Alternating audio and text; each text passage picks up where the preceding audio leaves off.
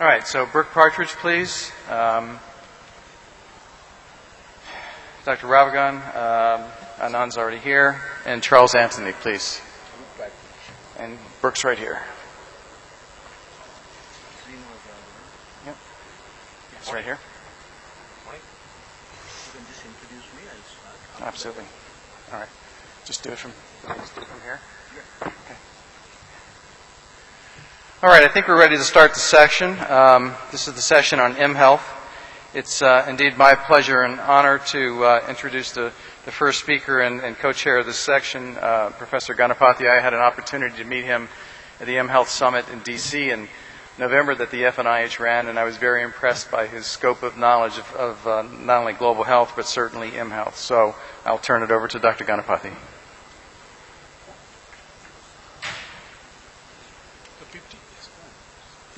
Good morning, everybody. Dr. Campbell, if I exceed 1,200 seconds, please switch off the power. I have a whip. Thank you. Can I have the lights off? I'm bright enough.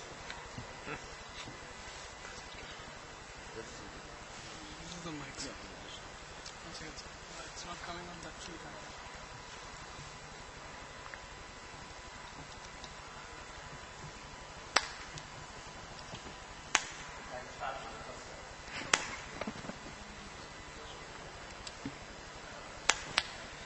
It's not coming on the projector. Can somebody switch on the mic or not? We were using a hand mic. I don't think that podium one works. There it goes. Is there somebody in the audio visual?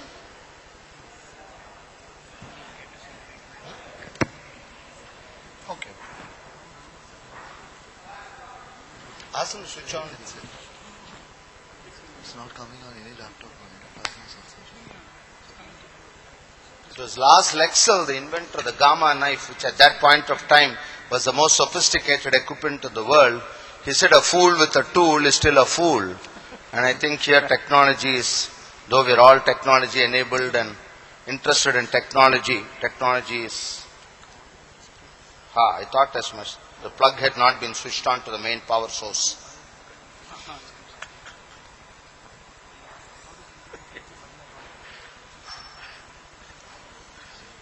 Good. First slide. First slide. Okay. In the next 12 minutes, I'll try to give a bird's eye view of what I personally am absolutely convinced that we are going to have a reinvention of healthcare using mobile phones as an enabler. As I talk to you, 50 phones are being sold every second in India, 13 million a month, and we have already reached a staggering figure of 752 million mobile phones with an urban penetration of more than 20%. Ladies and gentlemen, the need is there. Healthcare spend is increasing unsustainably. In the United States, it is expected that 37% of the gross national product in the year 2050, which is not too far from now, will be devoted to healthcare. And what is more interesting is, statistics have shown that lack of access to basic health care staggeringly increases the mortality rate. And you can see in Africa how the mortality is 400 per thousand because in areas where basic health care is not available. The demand is equally strong. Let us look at the significant interest in mHealth products. McKinsey carried out a study, and interestingly you find on the right hand column, India, 68%, a huge number of people interviewed wanted the services of a phone doctor, and they were even to take drug delivery information and even have drugs delivered to them with the use of a mobile phone. A health watch, a sensor in your watch which will measure your blood sugar. In India, a so-called emerging economy, a developing country, 59% said if that facility was available, they would use it. And again, if you look at the technology which is available, already available, you can see smartphones. It is predicted that in the next few years, 30% of all mobile phones will actually be replaced by what today is called a smartphone. And even with existing technologies, you will be able to provide health care. Today we have all sorts of medical devices. Now Anand Iyer will be elaborating on some of them. And again, software which has been used for triage algorithms, flowcharts which direct computer prompts, which direct a non-medical person how to go about it. These have been in existence for more than 10 years. Again, business models, we are not at liberty to divulge the exact company, but I understand that business models also show that this could be a profitable venture. No wonder, as McKinsey again said, that you have pilots everywhere all around the world. As one speaker said in a previous conference, there are more pilots in mobile health than there are in the United States Air Force. What is preventing these pilots from becoming, these proof of concept validation from becoming an integral part of the healthcare delivery system? Can the mHealth be used as a vehicle to transform healthcare? As you can see in this slide, it is not the technology alone. Smartphones alone are not enough. You require an orchestration of players, information, workflow, and so on. Now, in this slide you see, borrowed from Accenture, that mHealth devices are not top of the mind even to tech-savvy consumers. People who use desktop computers, people who use e-books like Kindle or various other things, even when such highly tech-savvy people were asked about mHealth, they were quite ignorant about it. A few days ago, we carried out a study at the IIT Madras, the Indian Institute of Technology, the cream of the cream of the cream of Indian population perhaps, and the results are only now being analyzed. But again, the majority of people, almost 80% of people in the IIT campus Madras had no idea about the health applications which a mobile phone could be done. I think this is very, very important. Now, how can mHealth help? We can use it in various ways. We can use it for remote doctor services. We can use it for drug authentication and compliance. Yesterday we heard how drugs could, instead of just being a friend, it could be a foe, and even 10% of deaths, iatrogenic drugs, could actually be drug enabled courtesy of the healthcare profession. A mobile phone could go a long way in neutralizing this. Telediagnostics. Gone are the days, or going are the days, when you need to physically tie a BP cuff around a patient and check his blood pressure. Remote health monitoring, assisted care support. This morning we had a beautiful session on the necessity for electronic and mobile healthcare records. But instead of accessing it on your computer, on your desktop, on your laptop, why can't you access it on your smartphone, which is always available with you? The mobile phone can be used as a peripheral diagnostic device. Today, the FDA has approved several peripheral medical devices, including ultrasound equipment, which fits into your pocket. And believe me, I have seen some of them. The quality is absolutely fantastic. And this can, through Bluetooth-enabled devices, connect to a smartphone and send the data onto wherever you want it. What India lacks, what most developing country lacks, is not technology, not even bandwidth, which eventually will be solved, but lack of human care, lack of human resources, lack of ultrasonologists to interpret these shadows which you can see on your mobile phone. Prevention and wellness. I like the previous speaker's beautiful description of prevent the preventable, cure the curable, and again, mobile phones can play a major role. The ordinary BlackBerry which you have, and you can, or any phone which you have today, we have the Hippocrates pill, we have a glucometer, Bluetooth enabled, which can be added. You can look at a ECG and so on. Most peripheral medical devices today are available in a mobile phone. I foresee that within the next 5 years, the smartphone could literally be a handheld hospital. Unfortunately, India has the #1 record in the whole world. The maximum number of blind people living are in India. They are technically blind, legally blind, meaning they are not able to see. This is due most often to ordinary refractive errors. We just don't have optometrists. We don't have ophthalmologists around the length and breadth of rural India who can prescribe glasses. And the MIT, again led by a group of Indians, have now making this commercial how a mobile phone, A software can be loaded on a mobile phone, and by simply playing on some lines to make it focus one on top of the other, you don't need to be even literate. The mobile phone would tell you whether you have astigmatism and would even say 2.25 plus, minus 1.75 and so on. And again, as you can see here, we have sensors and many of the routine peripheral medical devices which need to be used can be incorporated in the mobile phone of the future. One of the fascinating things which I listened to at Barcelona at the mHealth conference was what was called the Internet of Things. Again, the basic motive among all the mobile healthcare providers, or rather the mobile network providers, is they foresee that in the next 5 years there will not be any more potential for growth.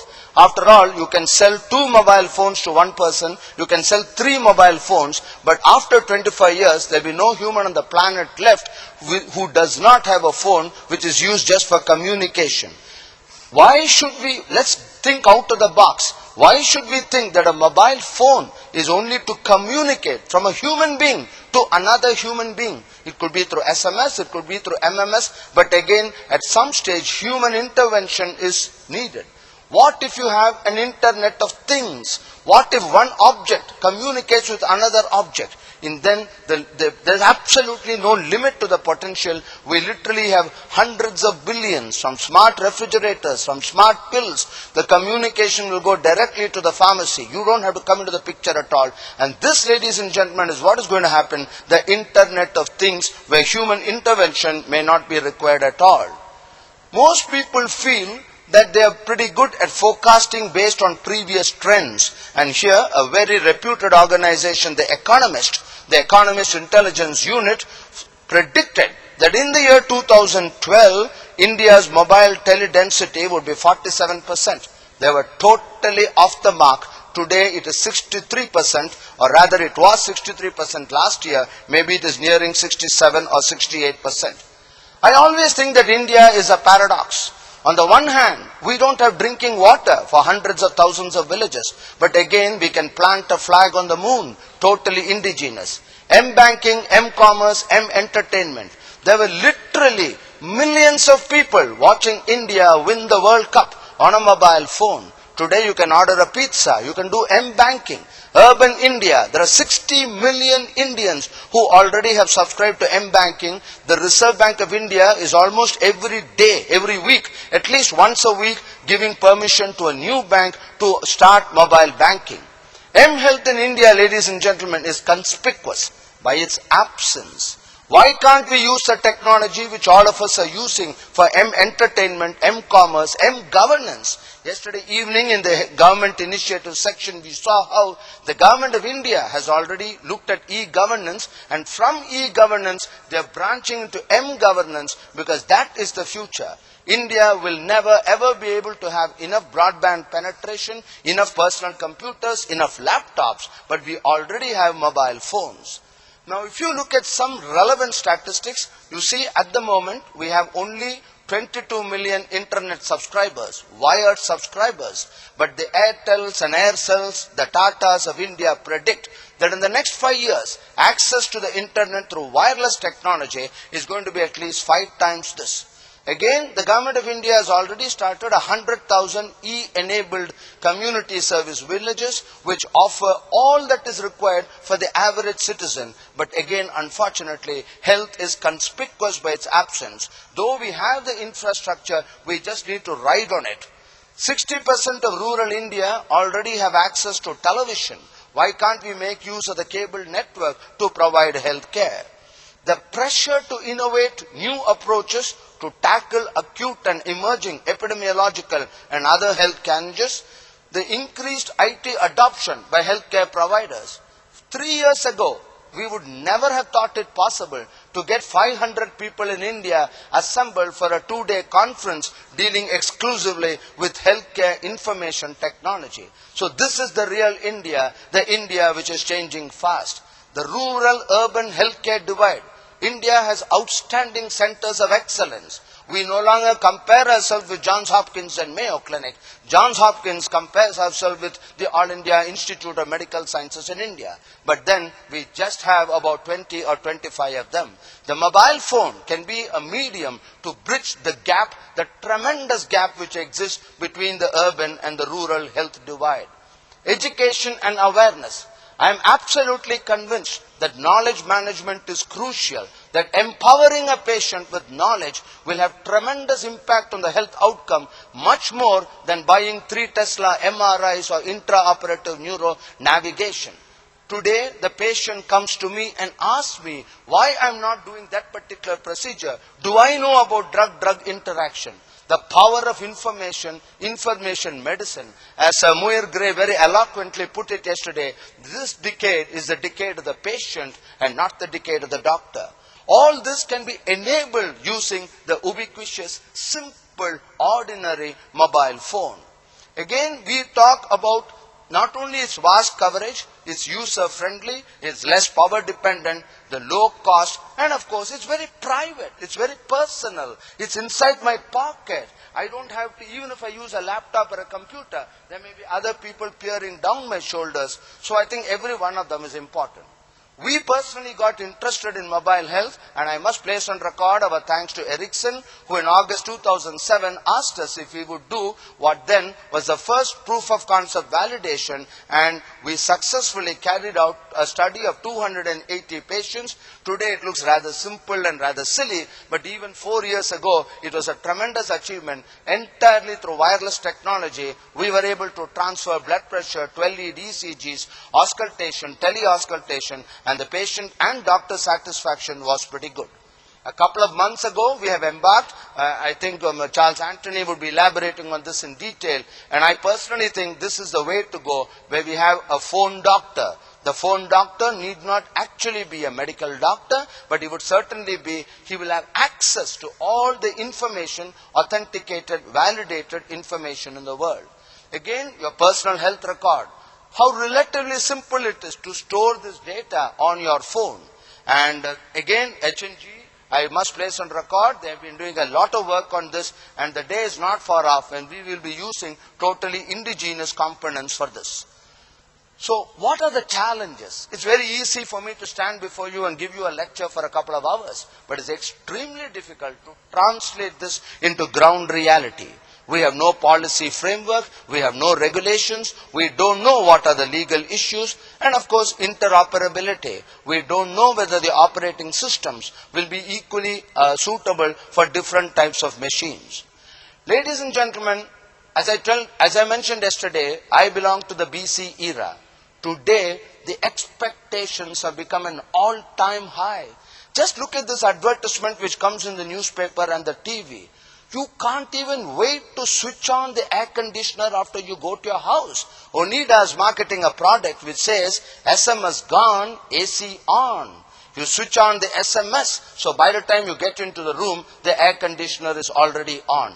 This is the emerging India. This is the India of the future. And if you have the technology to send an SMS to switch on your air conditioner, why can't we use this technology to send an SMS to a healthcare provider, and we can put in place a system whereby 24/7 appropriate, cost-based, need-effective technology is used to provide you with healthcare.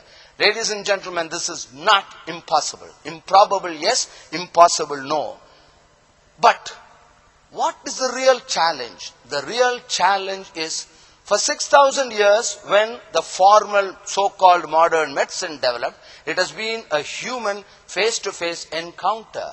Even today, it's going to be extremely difficult. And as was mentioned yesterday again, we must never ever forget that technology is a means to achieve an end and not an end by itself.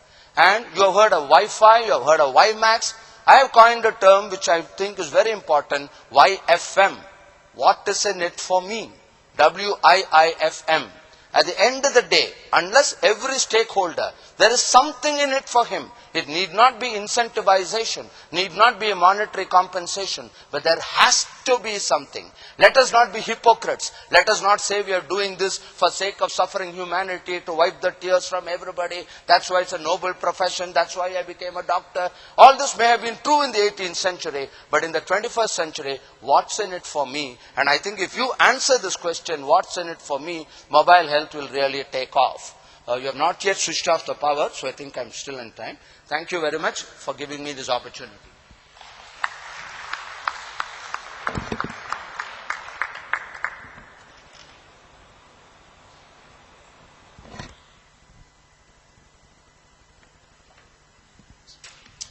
All right, so our next speaker is Brooke Partridge, CEO of VitalWave Consulting from Palo Alto, California. Had an opportunity to talk to her a little bit last night. I know she's been involved in mHealth for a long time, certainly at the nascence of the mHealth Alliance associated with the UN Foundation, and continues to do so. So the title of the talk is Lessons Learned from Other End Services. Brooke? Thank you, Scott. Can you use this to change the presentation? Okay, great. Thank you. Good morning. That was a fantastic opening session because it just was, but also it helped introduce a lot of the concepts that we'll talk about in my session. So thank you very much, Dr. Ganapathy. Pilot paralysis, siloed implementations, recreating the wheel. These are all terms that have been used for years to describe the state of the field of mHealth. And they are symptoms of the struggles for scaling mHealth implementations. VitalWave Consulting is a specialized firm in developing scalable, sustainable technology solutions specifically for developing countries. And a large portion of our work today is focused on M services, including a lot of focus on mHealth. The challenges to mHealth are shared by a lot of M services. And so the list you see here on the slide is actually a taxonomy of different forms of M services. And just to describe them for a minute to make sure we're all on the same page. mHealth, for instance, we saw some great examples. In terms of definition, it's the use of mobile technology to improve the delivery of healthcare or to improve the management of healthcare policy.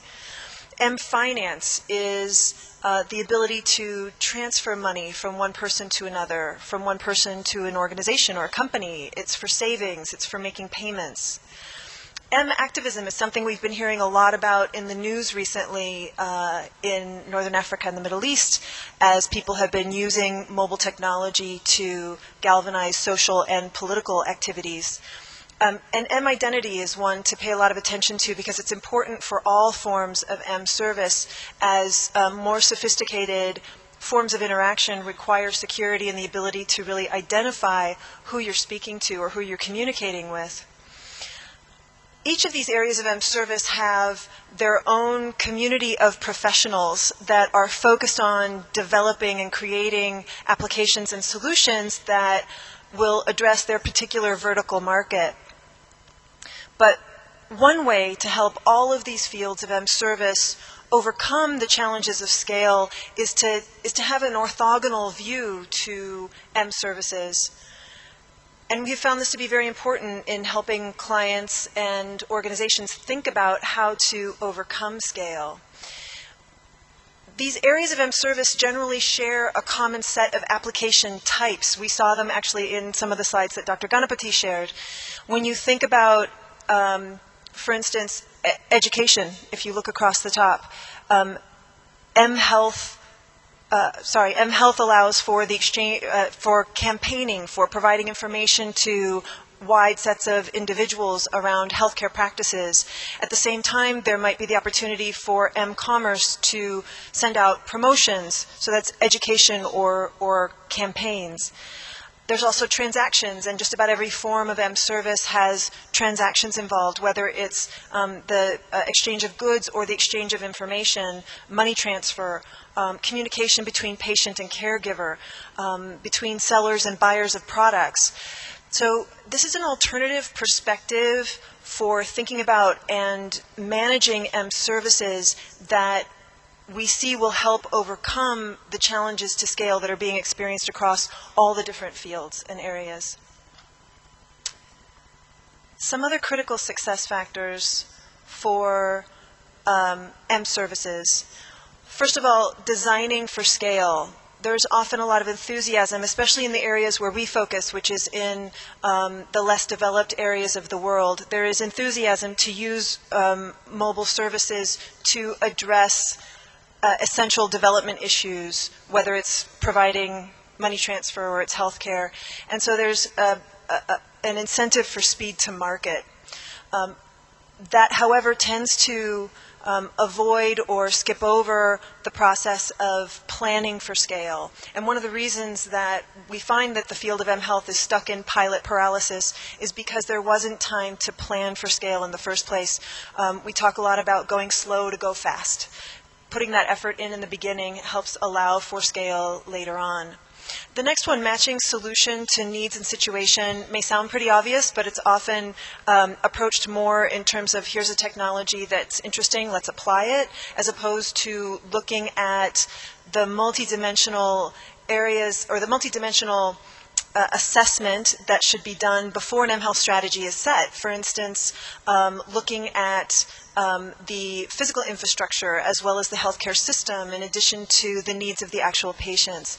And this is an approach that we've seen work well in cases, for instance, of M-Pesa in Kenya. If most of you, I'm sure, are familiar with it, it's a wildly successful money transfer system that found a way to take into account infrastructure and the actual market needs to apply on a very mass basis. But we find a lot of the pilots don't actually take the time to look at all of those levels of analysis. Designing with a larger digital ecosystem in mind, every form of M-service is actually a subset of E-service. M-health is a subset of E-health. M-finance is a subset of E-finance. And so being able to plug into the back-end larger systems is essential for scale and for large-scale deployment. Optimizing the underlying processes. There are always legacy systems involved, whether it's on the E side or there are other processes in place that need to be taken into account when M services are implemented, another critical success factor. And then embracing standards. Creating and embracing standards helps to avoid undue limitations to scaling or to working across different systems as programs actually scale to national or even international levels. So these are some of the critical success factors we've seen from different forms of M services around the world. And with the short time that we have, I wanted to share some of these concepts and then open it up later on for specific questions that the audience might have.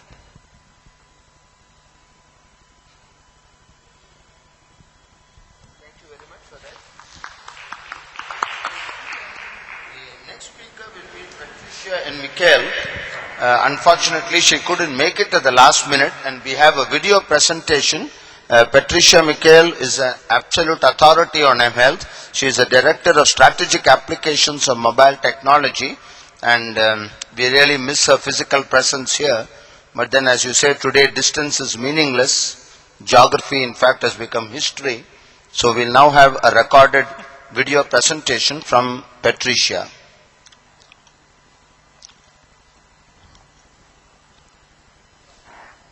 My name is Patricia Michelle. I am the Director of the Strategic Application of Mobile Technology for Public Health and Development here at the Institute of University.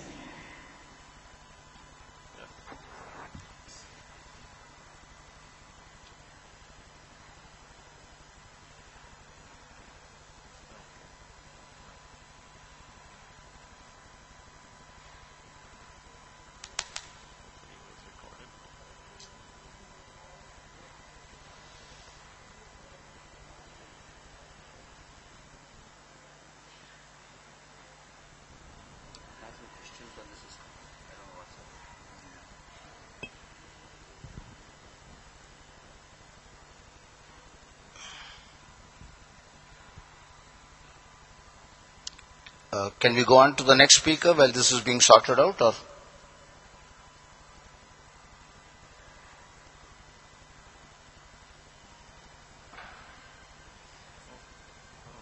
take some time. Okay, can we go on to the next speaker because in the interest of time. It's my privilege now to request Dr. Srinivas Raghavan, who is going to present a paper on behalf of Dr. Mehran Mehrigani, again who was unable to come at the last minute. Dr. Mehrigani is the Director School of Engineering, K School of Engineering in San Diego, and I'm told, if I'm right, he's probably the first group in the world to start an MD course on wireless medicine. I mean, I could never ever have dreamt that there would be a course on wireless medicine offering an MD degree. And Dr. Mehran sends his apologies for not being able to come, but his co-worker Srinivas Raghavan will be presenting this case. Srinivas? I understand the video problem has been sorted out. Can we now have Patricia on stage, please? Good morning. My name is Patricia Michelle. I am the Director of the Strategic Application of Mobile Technology for Public Health and Development here at the Institute of Columbia University. And it is my great pleasure to join you, however virtually, in India for the second International Conference on Transforming Healthcare with IT. Unfortunately, I'm unable to be with you physically, but hope that these remarks will find you all doing well and enjoying the conference. Before I begin, I would really just like to extend my gratitude to Dr. Ganapathy, first of all, for being an amazing colleague in this space, but for inviting me to participate in this occasion. And then also to my fellow panelists who I really would have enjoyed the in-person interaction and face-to-face dialogue in this session, and wish you all the best in the proceedings. So today, really, what I want to talk with you about is to sort of share a little bit about my experience in working in mobile health and some of the trends that have emerged over the course of the past 10 years.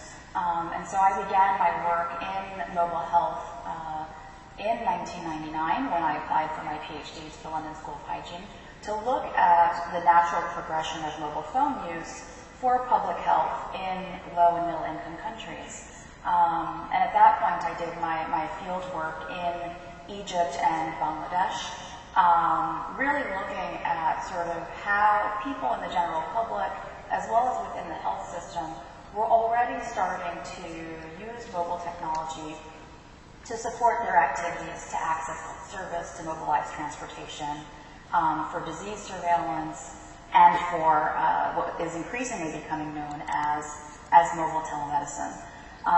And so it is, since that time, many things have changed.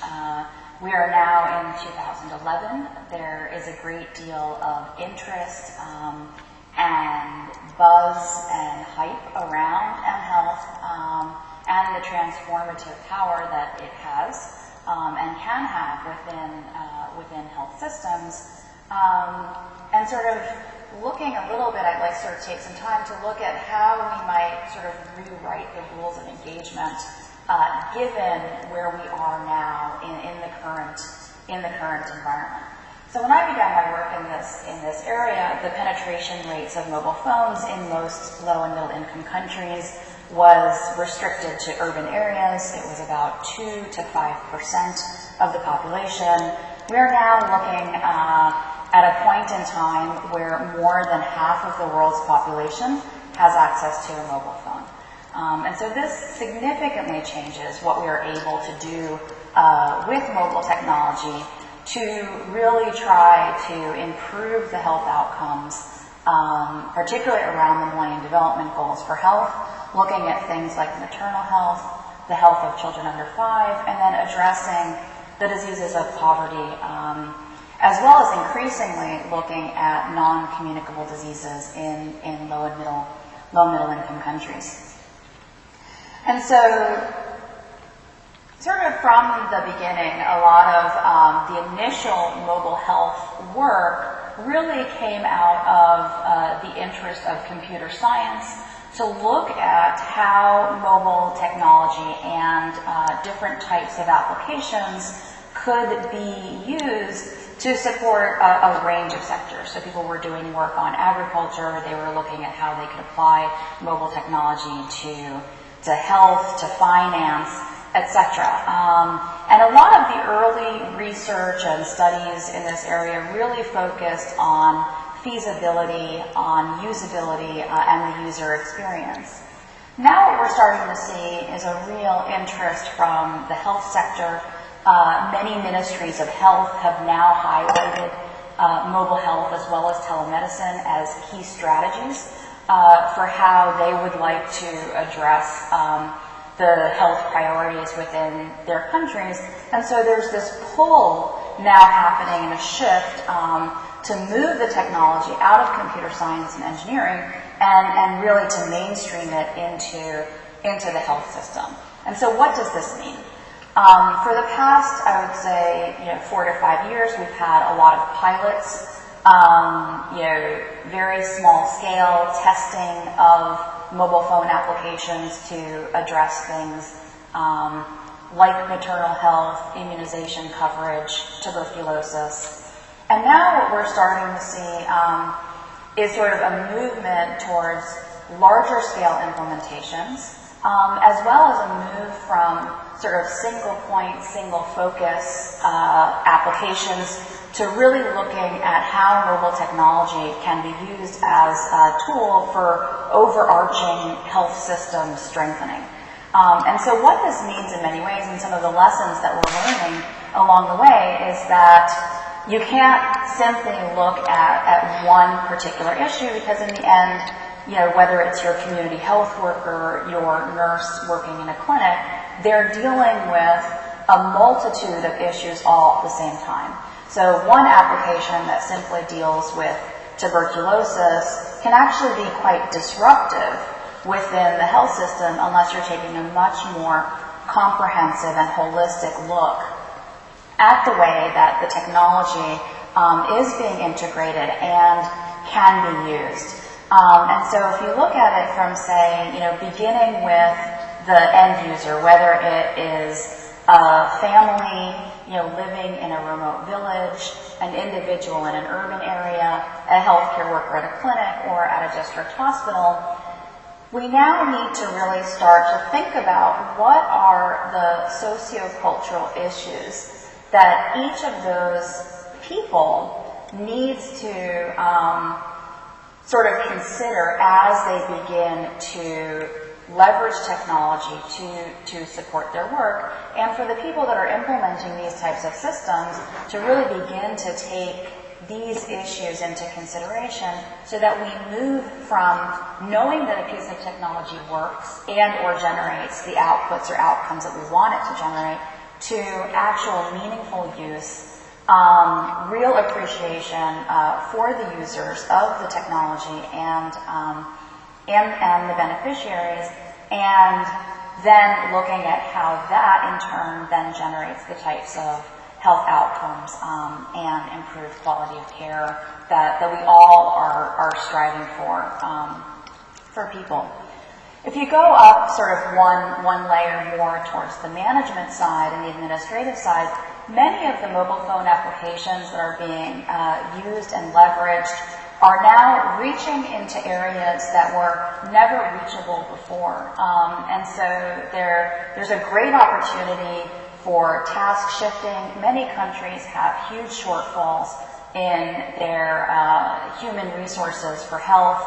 And so how do we empower individuals like community health workers, or in India, the ASHAs, to really be able to serve the communities in which they're working in a more effective manner? And how can we, extend the reach of services to populations that, prior to the introduction of mobile technology were unreachable and had limited access to the different types of services that they would need in order to maintain either, good well-being and prevention of disease, and or for the diagnosis and treatment of, a broad range of conditions that are now, increasingly shifting from infectious diseases, as well as looking at things like chronic illnesses, diabetes, hypertension, etc. And so at the administrative and management level, what are the types of tools that are, able to sort of provide the types of reach that they need, as well as support the health workers at the point of care when and where they need the support. Within one of the projects that I'm working on, the Millennium Villages project, some of the ways in which we have addressed some of these issues is to introduce things like, toll-free emergency lines in remote villages where they didn't exist before, or to create things like closed user groups so that health workers can communicate with each other for free. They can consult with clinicians at a higher level when and where they need it. In the last couple of years, we have started to introduce some mobile phone-based applications to support their work, and so we're seeing this shift more towards point-of-care support tools with things like Child Count Plus, one of the applications that we have to do remote patient monitoring, as well as early detection and treatment for danger signs at the community level.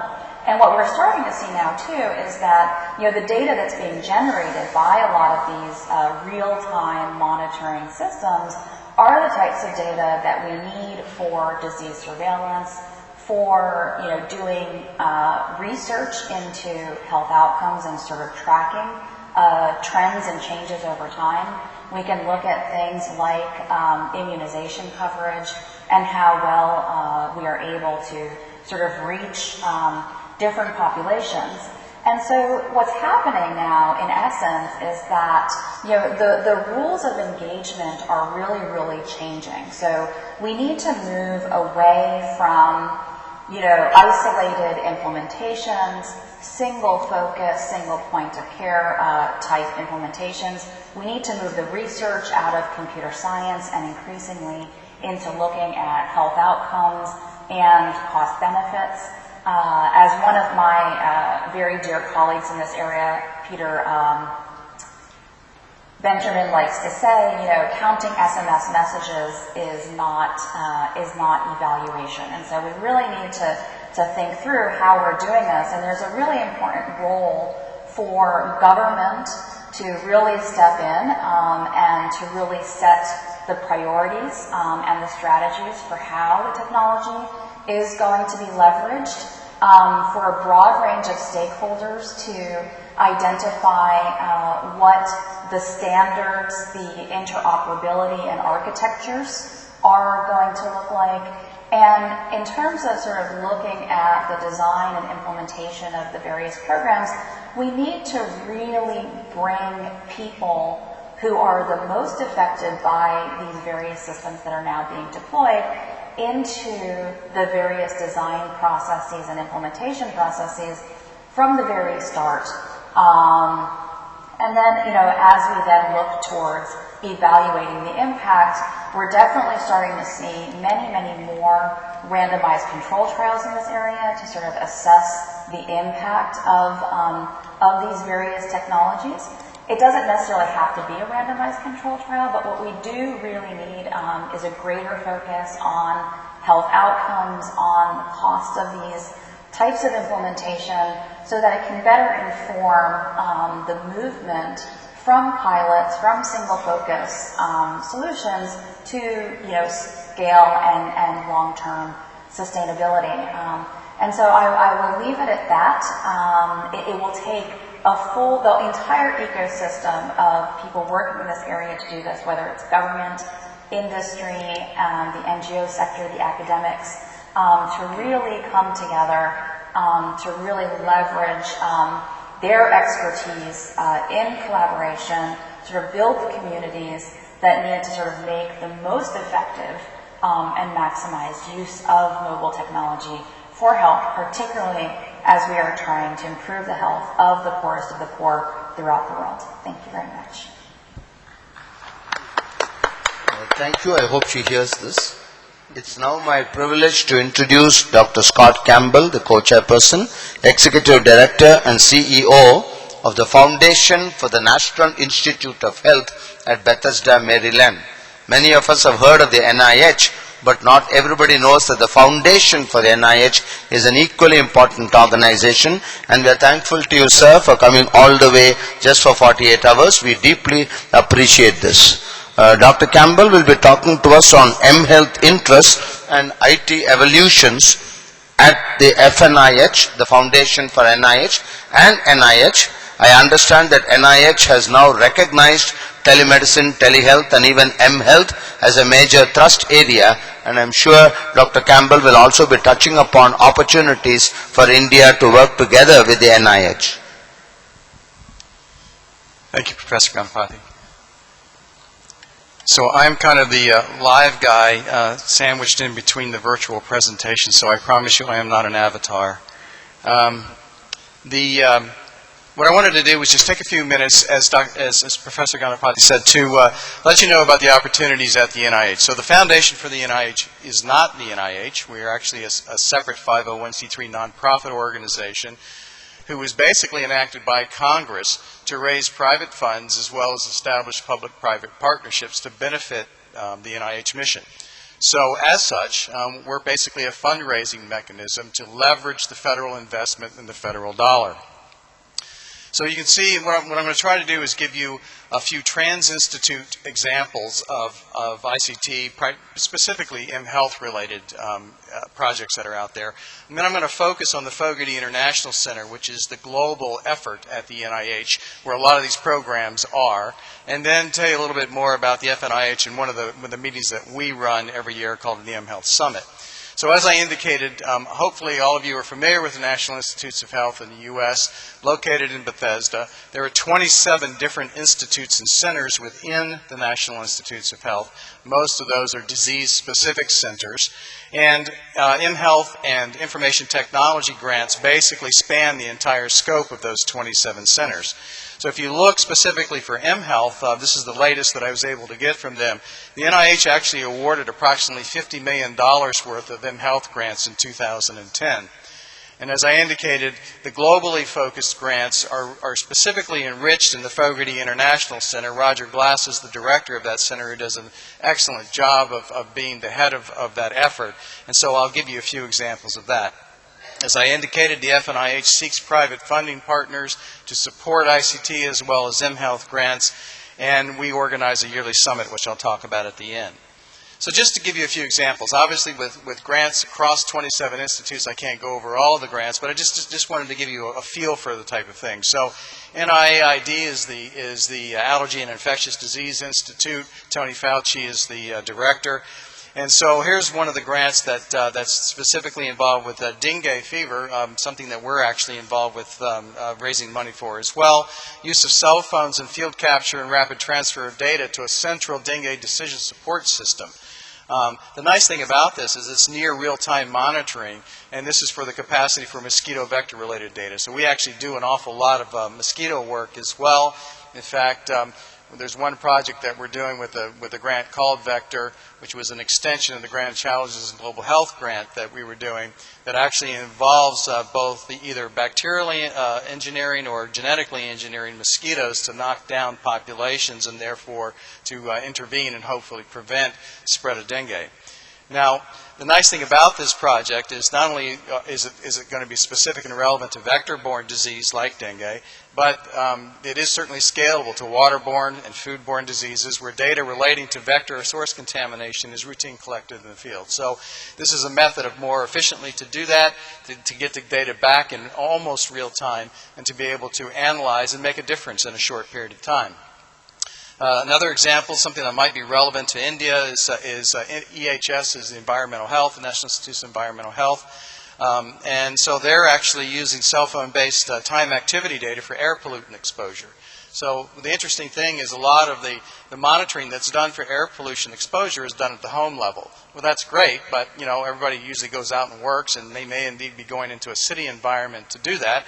So you aren't really capturing the air pollutant exposure in the city environment, only that at home. So by using a cell phone and the GPS capability within that cell phone, you can actually track the geocoordinates of that individual, and then from the monitors that are set up in the different areas, you can actually get a better idea of particulate exposure to those individuals, and therefore down the road be able to better understand how that connects to their health.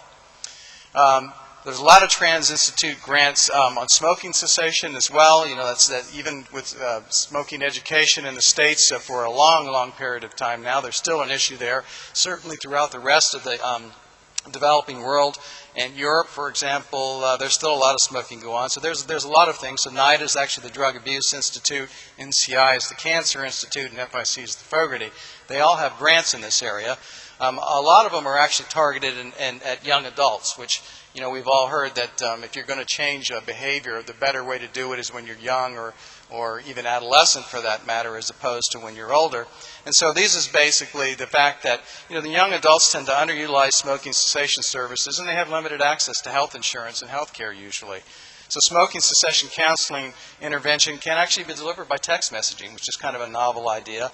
And if, you know, some of the psychosocial behavioral efforts that are out there to try to affect behavior, you know that it needs a constant ping. You need to actually get on people, and you need to get on them on a regular basis, and you need to do it multiple times. Well, an relatively easy way to do that is to send a simple text message. So text messaging is certainly being used throughout the research field to try to affect human behavior. The other interesting thing, I'm not exactly the most socially networked person in the world, but most of the younger generation is anyways. Cell phones are actually being used to capture social network interactions so that you can actually determine whether or not the young adult is interacting with other smokers, what environments they're in, and hopefully then you can actually intervene and have some influence on that behavior. Just to show you this isn't U.S.-centric, there is actually some grants that are being done at the NIH that are looking at smoking cessation outside of the U.S. There's one that's being done in Turkey. This one's actually in adults as opposed to young adults. And same thing, it's using SMS text messaging to try to get the message to the environment or to those individuals in that environment to affect behavior. Now, as I said, Fogarty is the global institute, or actually it's a center at the NIH, and it has several programs I just wanted you to be aware of. So I'm not going to go into these in bloody gory detail. I will give you the email or the web addresses, I should say, that you can check. So one that's out there right now that I think is kind of unique is the Fogarty Informatics Training for Global Health, or ITGH program. This is one of the few research training programs in the world, for that matter, for informatics for research scientists in low and middle income countries. So certainly this would be something that investigators in India would be eligible to have money come from either directly or through collaborative investigators in the U.S. The whole idea is that these low and middle income countries can partner with U.S. institutions and investigators, and then this is training, and the training must address the health and informatics needs not of the collaborator in the U.S., but the collaborating countries themselves. So basically, it is the developing countries that are driving the agenda for this. Just an example of this, there's an investigator at Vanderbilt University, Cynthia Gadd, who's basically has, and I picked this one because it's specific here, informatics training partnership with the National AIDS Research Institute in Pune and the National Institute of Epidemiology in Chennai, basically utilizing their existing informatics training resources at Vanderbilt for targeted capacity building at the institutes here within India. And certainly because these institutes tend to deal with a lot of HIV, AIDS, and infectious disease, that's the emphasis for the informatics. But the intent at the end of the day is to train local experts who are able to develop local research applications or modify existing platforms to provide the tools for needs, culture, and infrastructure of their institution and country. And then you'll see the web address at the bottom for those of you who are interested in getting any more specific information on other grants around this. There's another program called Framework Programs for Global Health Signature Innovations Initiative. This one was driven by the ERA money. For those of you who don't know, that was the money that the U.S. government invested back into the enterprise. It's the basically Resource Recovery Act, Reinvestment and Recovery Act in the States. The interesting thing about that was it was a very defined time. So the ERA money put $10 billion over a 2-year time period into the NIH, but it had to be spent in that 2-year time period. And ideally, those programs were supposed to be 2 years and no longer than 2 years in length so that they didn't extend beyond that 2-year time frame. Well, I can tell you that that money is actually coming to an end this year.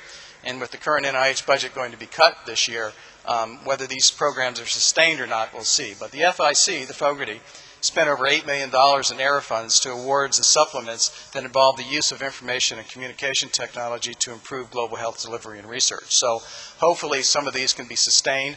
Hopefully the efforts of the FNIH in raising some of the money will be able to sustain those.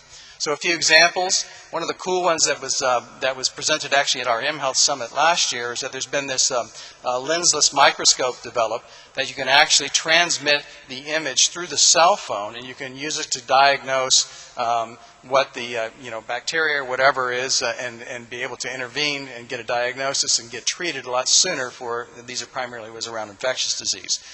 This also is involved in training fellows in global health research focused on drug-resistant infections. There are collaborating institutions in Brazil, India, and South Africa with that one. And another one that's kind of interesting, global distance learning, is something else that the Fogarty does. And there's a course that's primarily for research coordinators. These are usually nurses, but it doesn't have to be nurses at clinical sites. And once again, you can see the web address. There are a lot of training research grants out there. I'm not going to go into these specifically. These are the ones that I pulled off right now that are still actively receiving applications for them. And you can see that there's clinical research being involved there, Global Infectious Disease Independent Scientist Awards. So once again, you see the web address at the bottom. All of these, fic.nih.gov, that's the Fogarty. You can go and find all of these there. So the FIC then, the Fogarty International Center, funds diverse research projects training in development of databases, informatics and bioinformatics training, distance learning, mHealth, the subject of this session, computer-based modeling, and development of basic ICT infrastructure. So these are all things that you might be able to take advantage of, either personally or collaborating with an investigator in the U.S. who have received this funding. Finally, my last slide, just a little bit of advertisement for a meeting that we run. So this will be the third year that we're doing the mHealth Summit. This is the largest event of its kind. It attracts leaders from across the global mHealth ecosystem, representing government, the private sector, industry, academia, and not-for-profit organizations. The exhibitors there are expanded this year. We expect 300-plus exhibitors showcasing the latest tools, applications, and wireless technology to improve health outcomes. Last year, well, the first year, we had actually about 300 or 400 people. Last year, we had 2,500 people, and we're expecting over 3,500 people for this meeting this year. And certainly, there'll be press there as well from across the globe. It's at the Gaylord. For those of you who have been to U.S., in the D.C. area, there's a new area called National Harbor, which is kind of an area specifically for conventions. And it's going to be December 5th to 7th. I've actually placed some save-the-date cards back at the water station back there, and you'll see mhealthsummit.org is the site that you can go to get more information. So hopefully I'll see some, if not all of you at that meeting. Love to have you there, and I'll leave it at that. So thank you very much. Should I do next one? All right, so back to the virtual reality here. Yeah, what's that? Right. Right. So we have a video presentation from Pakistan right now. Who is the investigator, Dr.? This is again a video presentation for the e-health coordinator to the government of Pakistan. Again, he sends his apologies for not being able at the last minute to come here physically. Dr. Zakiuddin Ahmed has been one of the pioneers in developing e-health in Pakistan, which, as you know, will be quite a difficult way to do it. Can we have the video, please? Good afternoon, everyone. This is Dr. Zakiuddin Ahmed. I'm the National Coordinator for eHealth, Ministry of Health, Government of Pakistan, the focal person for WHO. I'm also the CEO of eHealth Services Private Limited and the founding member and trustee of eHealth Association of Pakistan. First of all, I would like to thank my dear friend, Dr. Ganapati, who kindly invited me to speak at this estimable conference. But due to some unforeseen developments, I couldn't be there with you myself. So thanks to technology, I am virtually with all of you there. So I hope that you will accept my regrets, and I'm thankful that you have allowed me to speak through a recorded message. the first thing which I always ask myself as well as the audience, whether we are talking about an overview of e-health in Pakistan, or we are talking about telemedicine, or anything related to e-health or healthcare for that matter, why are we gathered here? So that's the most important thing. Why have some of you, come all the way from wherever you have traveled, and everyone has gathered here in Hyderabad? For me, this is the most important question, and the answer is that we all are gathered because we want to have discussions and come up with efficient solutions to deliver healthcare to the ultimate beneficiary, which is the patient. So it's not about sitting together to discuss technology, or it's not about anything else except the patient, which we keep as the center point and the ultimate beneficiary. Pakistan, like any other developing country in the world, has many challenges, including increasing population, difficult to access terrain, uneven distribution of healthcare providers, less number of trained healthcare providers. We have a brain drain which is going on. We have the saturation of these physicians or nurses, or all the healthcare professionals in the larger cities as opposed to the rural areas. So in fact, we have around 65% of our population which does not have access to basic healthcare. Now, there is an upside that we have excellent infrastructure of IT as well as some level of brick and mortar.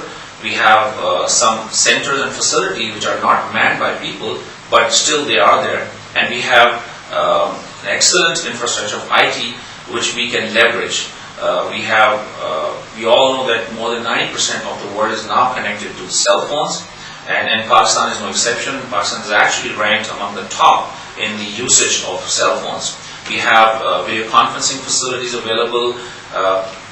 We have a very ubiquitous internet availability. We have a satellite footprint. So the technology is already there, and that's why the healthcare professionals in Pakistan, we thought that we should leverage IT and the advantages of information technology, and we married health and IT together to deliver healthcare to the patients. As far as the overview of e-health, I would like to start with the journey which we started way back in around 1998 or 99, and at that time we used to call e-health as telemedicine, and there were not many people who were involved in that. We started creating awareness, and a few activities actually started in as early as 2000 in Pakistan.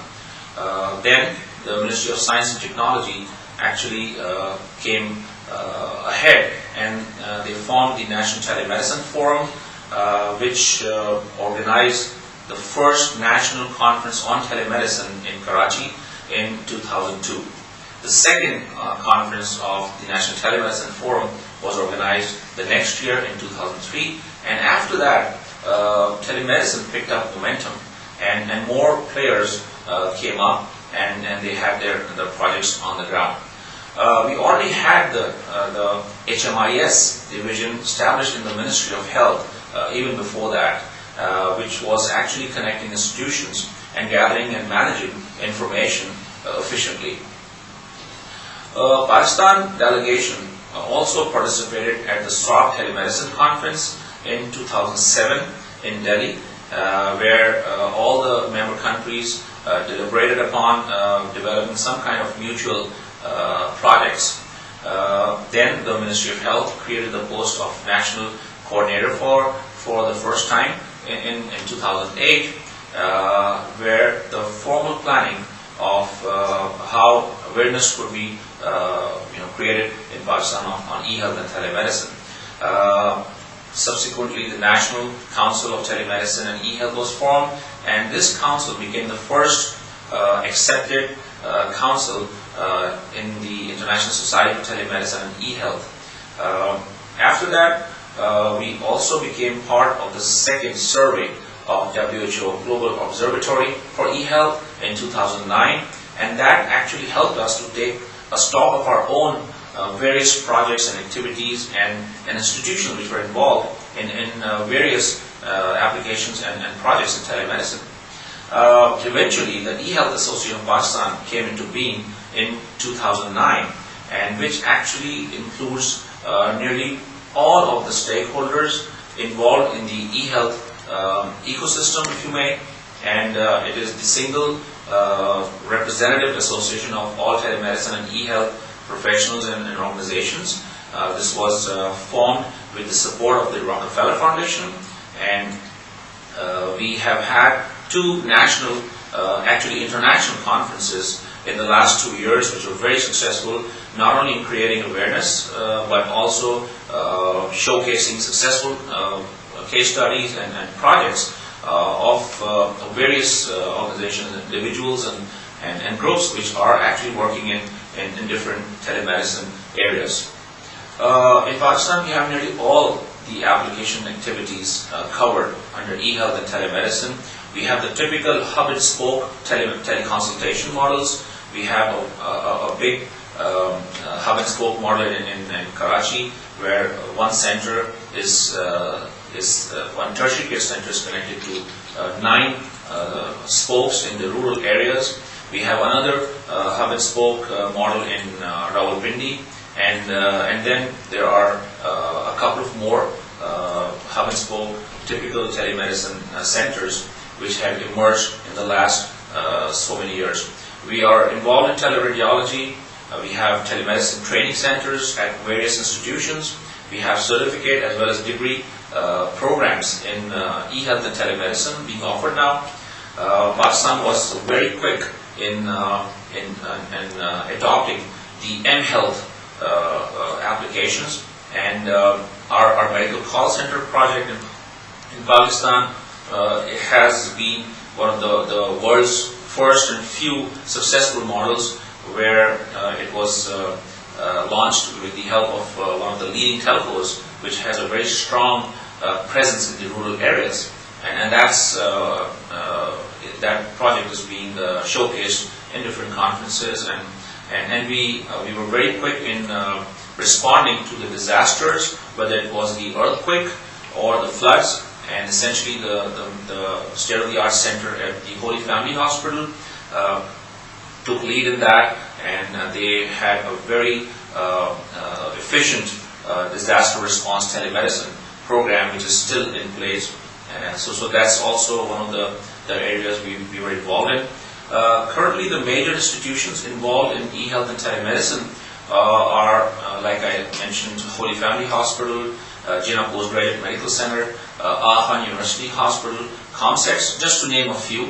And there are some other companies, private companies as well, which are now involved in providing the technology and the applications and support services to enable eHealth and telemedicine to be successful. We, as any other developing country in the world, are trying to move towards the U-Health environment, if you may. And the U-Health environment is the concept of providing ubiquitous health, which means that every Pakistani will be able to access healthcare where and when it is required and at the best quality. With this objective, we are actually taking telemedicine and e-health.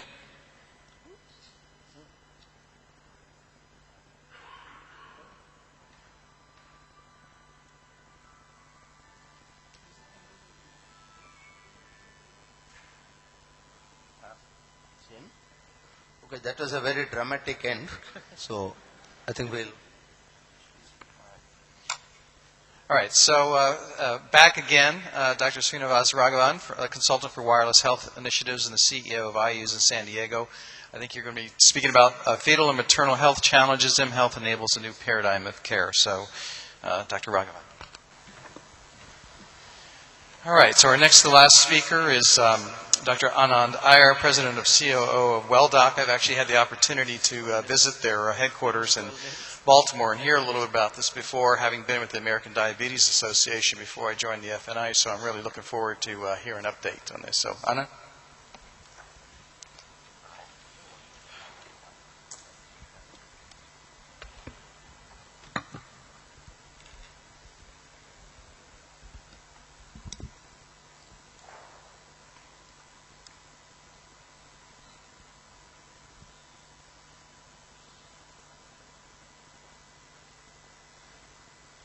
All right.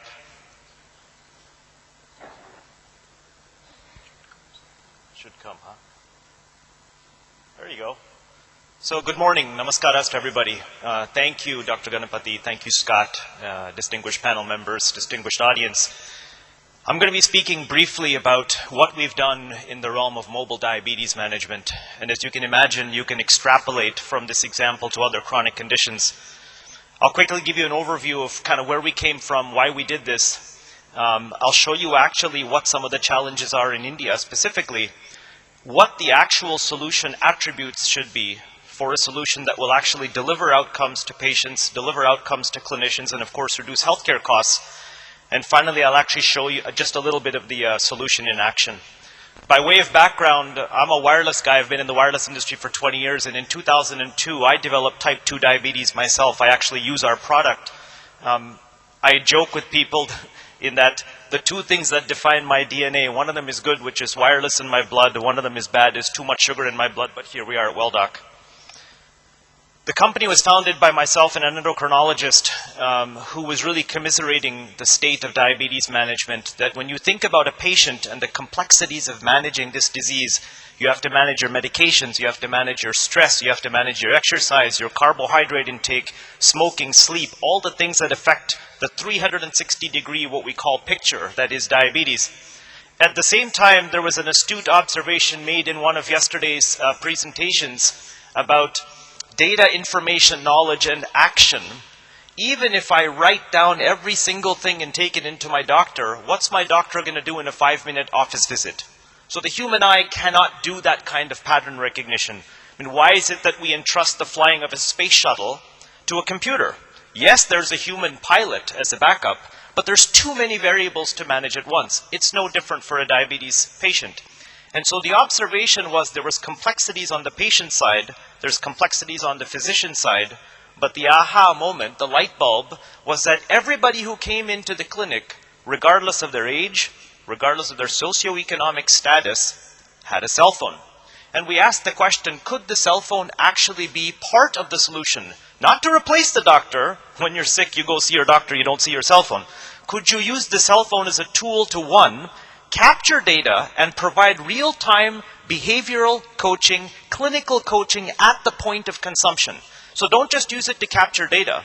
The second is, could you take all of the data and have a system analyze the trends, the patterns? Why is it that Anand woke up for the third time in a 10-day period hypoglycemic?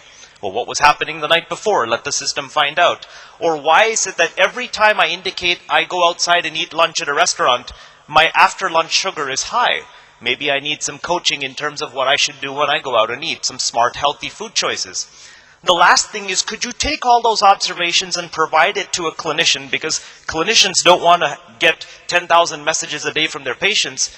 Could the system analyze the data and tell the physician, one, here's where they were 3 months ago. Two, here's where they are today. Three, this is what's changed. And four, against evidence-based medicine, this is what you ought to do. But you're the expert, do what you think is right for your patient. So the philosophy of the company is very much, it's behavior-driven, it's optimizing clinical decision support by enabling real-time access. So you all know the statistics, they've been talked about earlier, but I mean, this is a dire situation. And it's not just in India. I can say the same statistics are there for rural America. It's no different.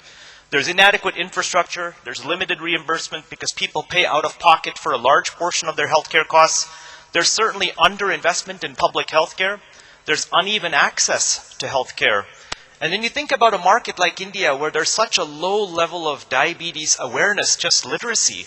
You know, the official number is 51 million or odd in India. For every one diabetes patient, there's probably 1.5 to 2.5 undiagnosed diabetes patients. So even if you're able to create a groundswell of education and awareness, you move the needle. And of course, affordability and access.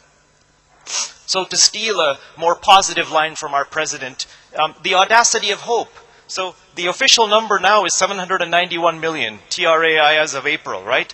So here is a technology that knows no socioeconomic boundaries. I mean, the rickshaw driver in Chennai who has diabetes, who has no place to sleep, has a bloody Nokia 6600 and he uses it, right? So here's a technology that's in the hands of everybody. What's amazing about this chart that you see is, in India, the highest growth rate for cellular penetration is actually in the tier 3. It's in the rural areas where they experience the highest growth today. So that's actually encouraging. It's not just for the richest of the rich, it's actually making its way quite strongly into the rural villages. So when you add wireless and clinical know-how together, what do you actually get? So when you look at this chart here, frequency of clinical intervention on the bottom and the intensity of the intervention, you'll see surgery in the upper left. That means I hopefully don't do surgery too often, but when it happens, it's actually a major event. Versus the diametrically opposite quadrant has chronic pain, which I manage on a daily basis. I may pop some Advils or some Tylenols. The problem in our healthcare system, really globally today, is that upper left quadrant. All these chronic diseases, diabetes, hypertension, asthma, COPD, these are not managed on a high frequency basis. So what happens? People end up in acute situations. They end up in the emergency room. They end up being admitted to the hospital. What wireless does is it takes that cost basis and it shifts it down. So we've effectively removed high cost by actually empowering patients to do the things that they need to do. Think of it, there's 8,760 hours in the year. And if I see my doctor 4 times for 15-minute office visits, what am I going to do the rest of the 59 hours in the year? I need to manage myself. So we talked about data, information, and knowledge. I'll just build this, but think about what we're doing with mobility. We started in the lower quadrant. In fact, all we had was quarterly lab data. That's all a doctor would go by. And you know, an A1C, and I'll explain that in a second, an A1C number can show something, but it actually doesn't show the variability of what's happening on a day-to-day with the patient. If I can take that data and actually capture, if you would, high-frequency data and multivariate data, what they ate, when they took their medications, how much medication they took, I can actually affect positive outcomes. So what's the solution? The solution is 4 things.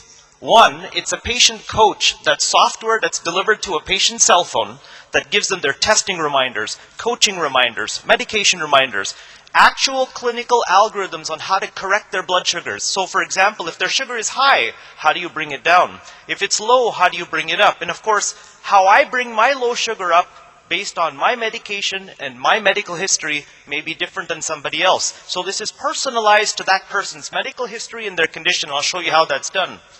There's this automated expert system, which is really the cloud. How do you look at all these longitudinal patterns?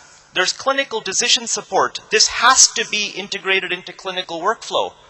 Our objective is to bring the patient and the provider closer together. And of course, there's the nurse portals, the call centers.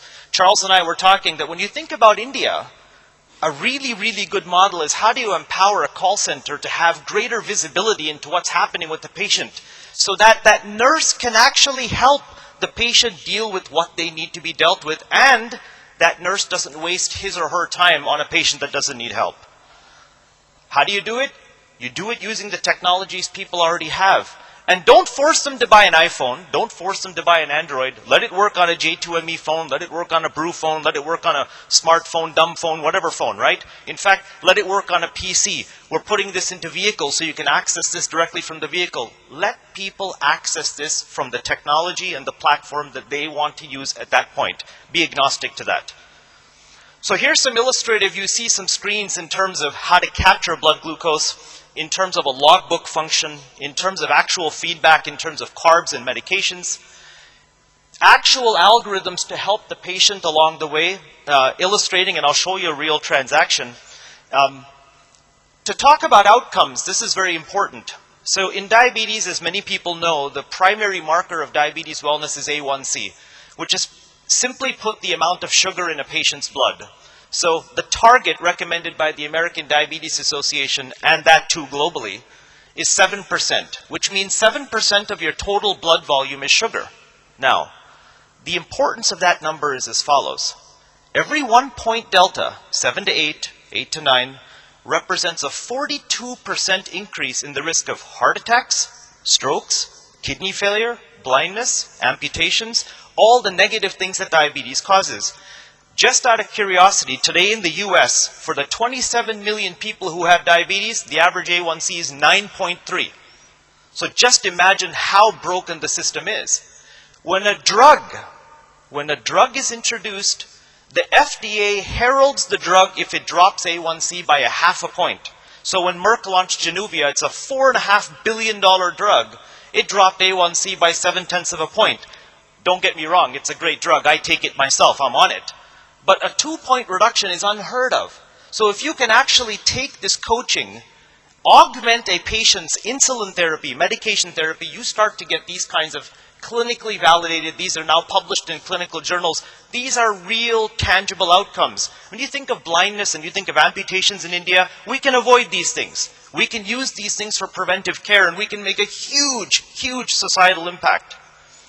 This is a study we did at George Washington University with Richard Katz, head of cardiology. Look at the difference in people's self-care. People who, against blood sugar, blood pressure, lipids, their foot exams, eye exams, dental exams, look at the improvement in their own performance. By the way, this study was conducted with the Medicaid population in Washington, D.C., and specifically homeless people. So we're not talking about white-collar, BlackBerry junkies, techno-sophisticated. This is the person who doesn't have a place to sleep. And this is what the improvement in their quality of life was and the quality of their metabolic measurements. Look at this statistic in terms of the number of reduced hospitalizations. This is where you knock out cost of the system. This is an amazing statistic. If it works for people like that, it's going to work for everybody. So, last slide, and then I'll show you just a quick overview. 4 critical success factors in this. You have to have outcomes. You all saw the FDA release from last week. They're looking for 2 things. They're looking for outcomes, and they're looking that you actually work and innovate within the confines of what the regulatory policies are. People here say, you know what, I don't care about the FDA. I've had conversations with hospitals and health plans here, and they're all, this is wonderful. And then they ask, by the way, is this FDA cleared? So, right, wrong, or indifferent, they still look at the FDA as it's a means of ensuring patient safety. Everything that you guys talked about for the last 2 days. So, outcomes, you have to show improvements in health, tangible, that clinicians believe, that clinical community believes. Regulatory compliance, it has to be accessible. And accessibility isn't just technology platform, it has to be socioeconomically accessible. Hey, this is an OpEx model. Everybody already has a cell phone. I'm not asking for millions of dollars of EMR infrastructure. Hey, there's 3 letters you should know in the English language. OPM, other people's money. Courtesy of Tata and Airtel and Aircel. These guys are building out an infrastructure. We should piggyback on top of that. Okay, there's no need to create a parallel universe. And of course, the last thing is integration. So if I just show you kind of quickly how a patient registers. Registration can be done online. Registration can be done telephonically with the nurse in a call center. And you see we gather the basic information, their name, their address, their demographic information. We capture their medical history. When they actually capture the medical history, they're configuring the software for themselves. It's a personalized application. We capture when they eat, when they exercise, the level of intensity, so the phone reminds them to do these things. Once that's done, they actually get the software. And I'm showing this to you on an old J2ME phone because, as somebody pointed out earlier, of the 791 million cell phones in India, this is still the vast majority, so it's got to work on this platform. But for example, if I make an entry and I actually put in a low blood glucose value of, say, 58 milligrams per deciliter, you'll see right away that the phone will tell me that it's, is it low? Yes.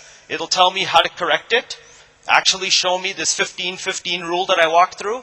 Here's examples of 15 grams of carbohydrates, and I can change this. I can change this to say have 2 Supati sweet packets if that makes sense here. So the phone actually guides the patient through, and of course the last thing is the portal for the nurse or the doctor. Oops, I hit the wrong button. They have access to the patient's full spectrum of all their readings, their logbook. They can see what's happened. They have a dashboard. They can slice, dice. So what you've done is you've brought the provider and the patient closer together. So in closing, this is something that we think can massively disrupt healthcare as we know it. Everybody has this technology. Everybody has access to this technology.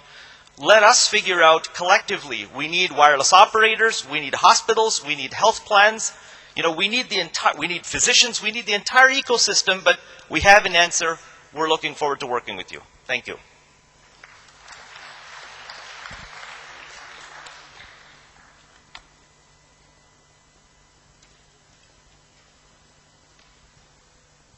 All right, so our last speaker of this session, we're pretty close on time. We're just a little bit behind, but is Charles Anthony, CEO of HealthNet Global, and he's going to be talking about healthcare, IT, and telecom, where they converge, and mHealth. So, okay, thank you.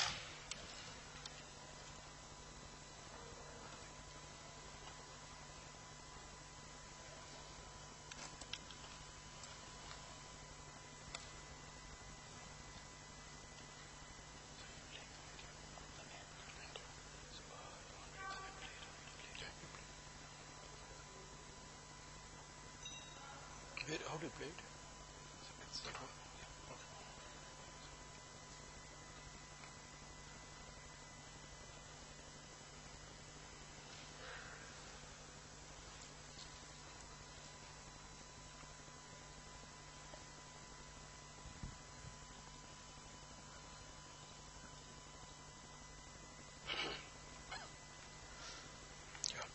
Good afternoon. So let me start a little bit about mHealth in India, even though it's a global story. And the couple of things I'll cover today is what is mHealth and what is the research that's been done. But most importantly, it's all about implementation. It's all about business model. Is there something we talk about researching and trying to get solution out there, or is it about making it a business out of it? So I'll cover how do you make this into a business opportunity for all of us. So the vision that we have is touching billion lives. So how do you go about touching billion lives using mHealth? If you look at the current situation, not only in India and also throughout the globe, the supply and demand is a huge issue, and is an issue that's not going to get solved in a near future. And the reach is another big issue, especially in India with all the rural, and that's why we opted to go after mobile healthcare, where we could have at least access to rural with reach. And uneven distribution. We have lots of doctors and medical professions in urban area, and we hardly find anybody who wants to go to the rural area. These are the challenges facing, at least currently in India right now. And if you look at the ratio of per 1,000 patients to our doctors and to a nurse, if you take the yellow line, that's the doctors, and the orange line is the nurses. Right now, it's about 1.25 doctors per 1,000 and 2.5 nurses per 1,000 people. If you look at the India side, you will see India will reach that number sometimes the year 2022. So even if you build hospitals, even if you open universities, you will, by the time you get there to the global standard of healthcare professional, it will be year 2022. So we have a problem. And how do you solve the problem? And we believe you're going to go after the mHealth. In the same time period in India, the market drivers are changing. The population is growing. The lifestyle diseases like obesity, hypertension, all those are beginning to add up to the list. And insurance companies are entering Indian market. So there is a paradigm shift in Indian landscape. So there is a lot of dynamics here, and a lot of things are changing at the ground level as we keep talking about mHealth. And if you look at the Indian system here, there is a jigsaw of high cost of healthcare, urban-rural divide, lack of last-mile access, individual silos, awareness, standards, patient safety. There's all kinds of issue. Is this conference here is going to solve all the problem? The answer is no. So what little we could do is what we'll discuss today using mHealth. If you look at the other side of the equation, there's a lots of money being driven. There are about 200,000 crores that India is going to invest on healthcare. So about 2 to 3% of Indian GDP is going to go towards healthcare. So there's a lot of money available there in spite of a lot of opportunities and challenges. In India, about every 1 rupee, only 16 paise goes to the real person in the rural area. Other 84% get lost along the way. So there's a real problem, even though there's a lot of fund, how does the real fund get to the real people? And if you look at the Indian landscape, we keep talking about rural India most of the time, and we keep talking about urban. But the real opportunity and real need is in the tier 2 and tier 3 cities. The cities which are what in India they define as tier 2 and tier 3, that is where we see as an opportunity, that's where we see a growth. A lot of people in rurals are migrating towards the tier 2 and tier 3 cities. A lot of people urban are moving towards tier 2, tier 3 cities. So that is the opportunity area for us to go after. If you look at what we have to do, we came with a concept in a company called Pull from the Future. Do not copy anybody.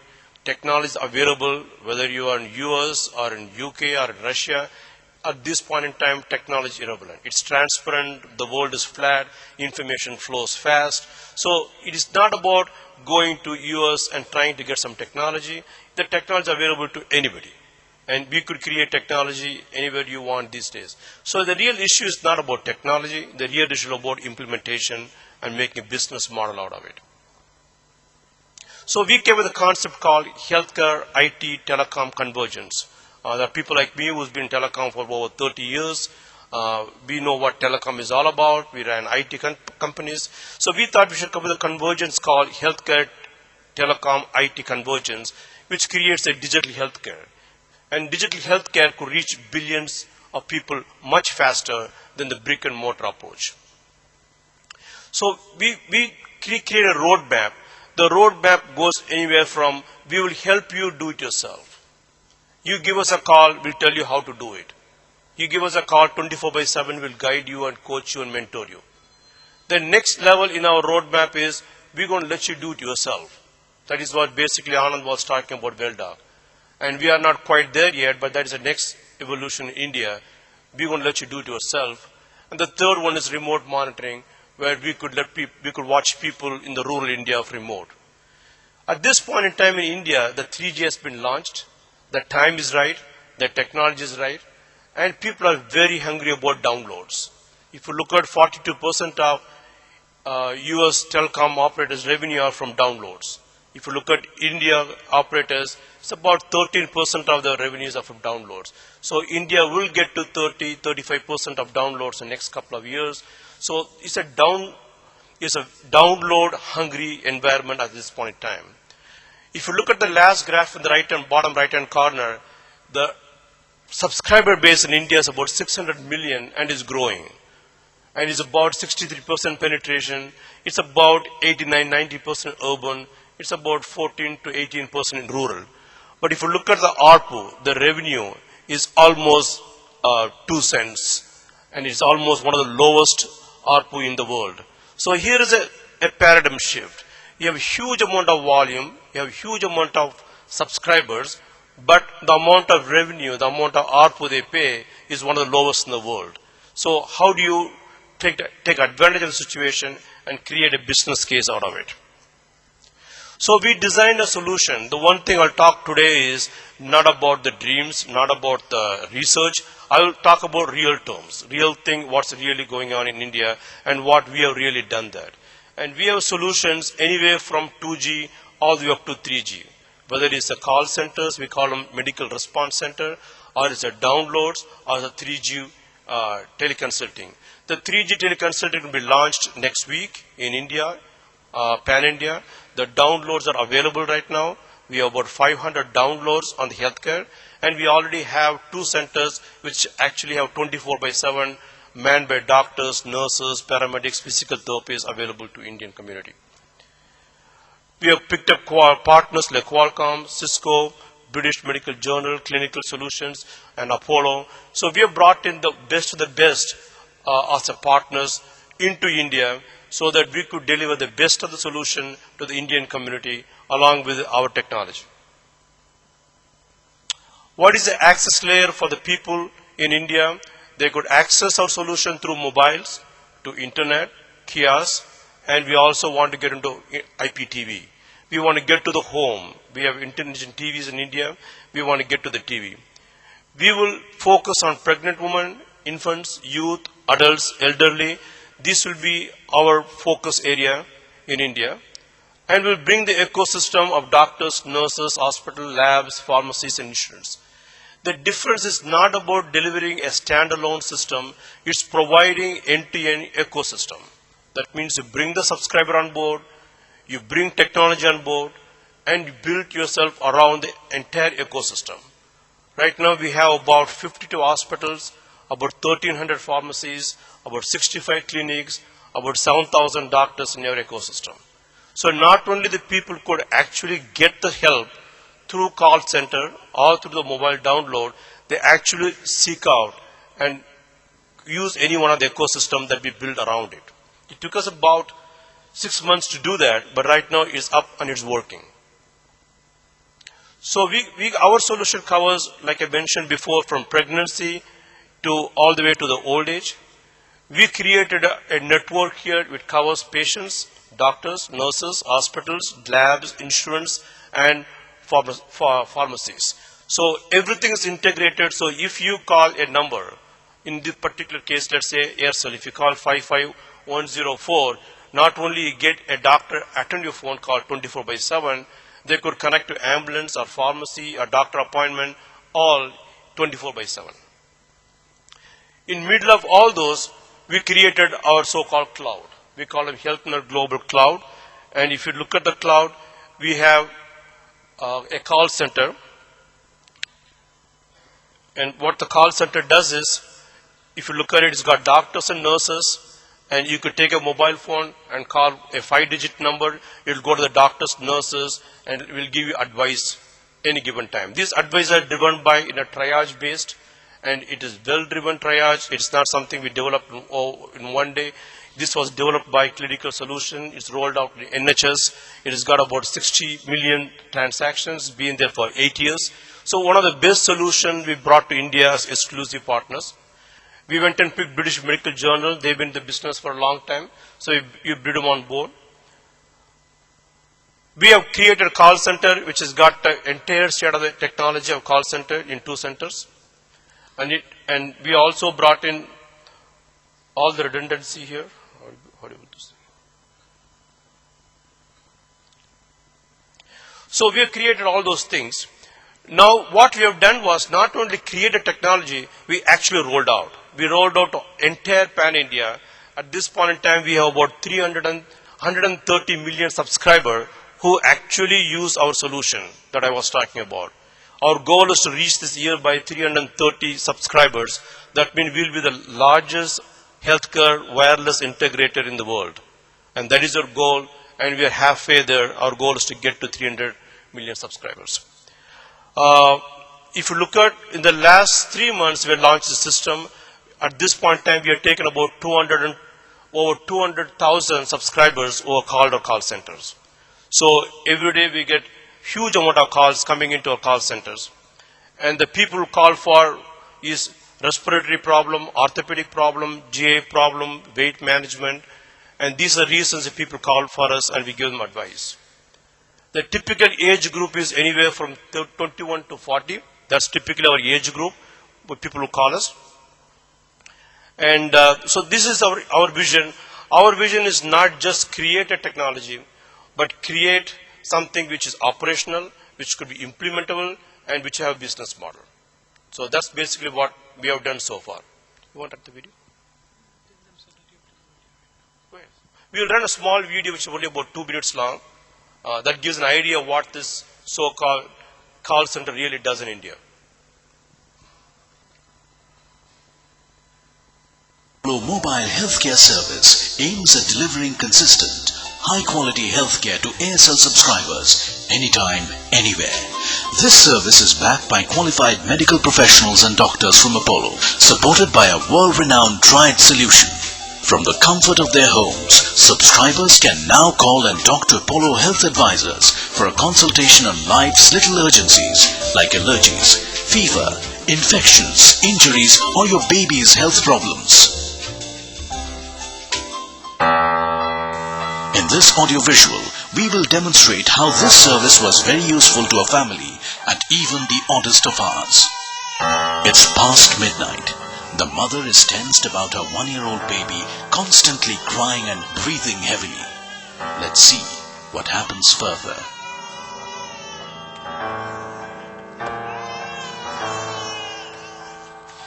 What are you looking for? There was a diary here.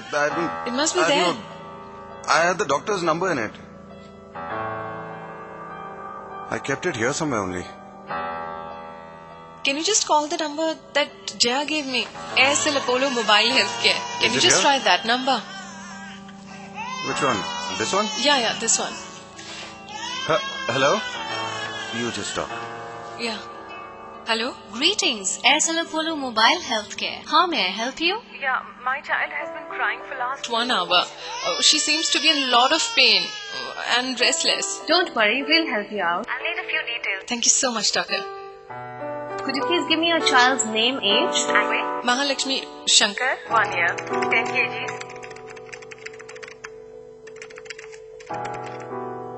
Well, thanks for that. Now I'll need you to answer a few questions for me. Sure. Does it look like Lakshmi has difficulty breathing? Yes, she's finding it a bit difficult. Is her breathing sound getting more prominent in the last hour? Has been the same, mild but audible. Is it her first time with the present symptoms? No, doctor. She never had this problem earlier. Does Lakshmi have any dusky or bluish discoloration of her lids? No, not at all. And has there been any episodes of vomiting? No. And does Lakshmi look tired when she's breathing, or does she have fever? No. Is she getting drowsy? No. Right, let me reassure you that there's nothing to worry about. And from the symptoms that you've shared with us, I think Lakshmi is having an asthmatic tendency. Don't get anxious. We shall help you out in the best possible way. All right, doctor. There are a few instructions that I would need you to follow now. Okay. I need you to ensure Lakshmi is loosened off any restrictive clothing that she's wearing. Okay. Now make sure that she stands up to allow full expansion of her lungs. Right. This will facilitate her to breathe better. Okay. Please ensure that no strong odors or perfumes are sprayed. Okay. If possible, please encourage Lakshmi to have some warm, clear liquid. Right, doctor. Right, and if she does develop fever, she might be going through some sort of a possible chest infection. Okay. Ma'am, can I dispatch some medications to your residence with the help of our pharmacist? I really need that, doctor, please. We will dispatch a meter-dose inhaler with salbutamol and a spacer to your place. And you need to ensure that Lakshmi is administered at least 2 to 3 puffs. Okay. This will relieve her of her symptoms, and please repeat this after 20 minutes if the symptoms persist. Okay. This will definitely help. Right.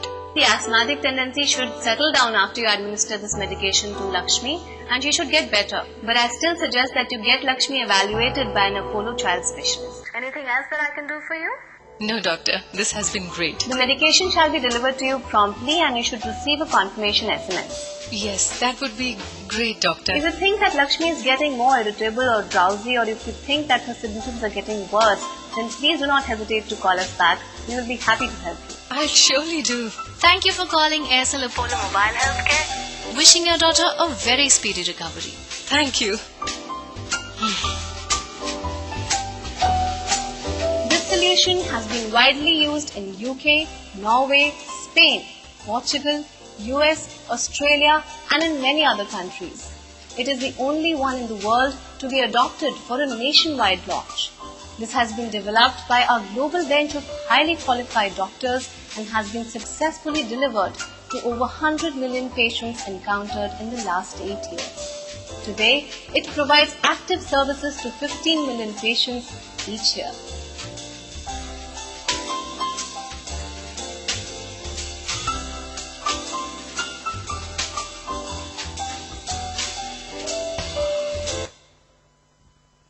Okay, thank you.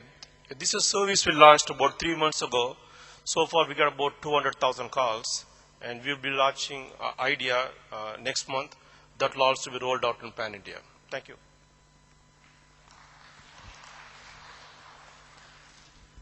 All right, in order to give you at least 30 minutes for lunch, we're going to take 5 minutes maximum if there's any questions. So if we could have the lights in the audience so we could see, please.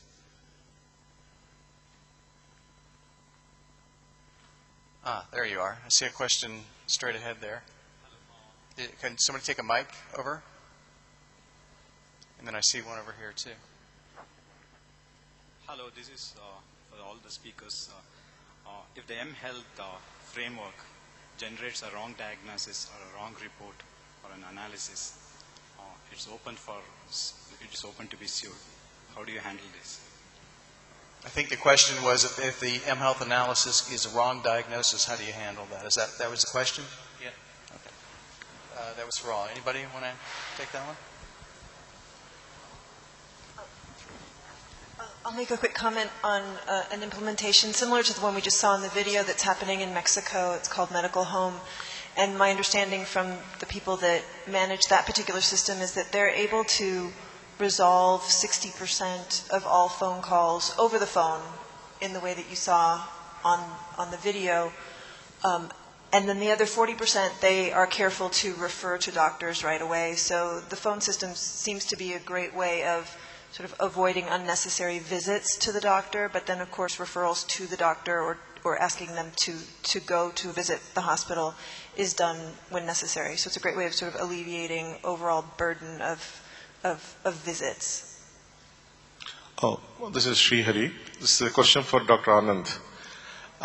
You touched on the diabetes, which is, people say it's not pandemic, endemic, but more like a tsunami, especially in Indian population. And also you brought about that, diabetes control can be like a stitch in time saves 9, other complication.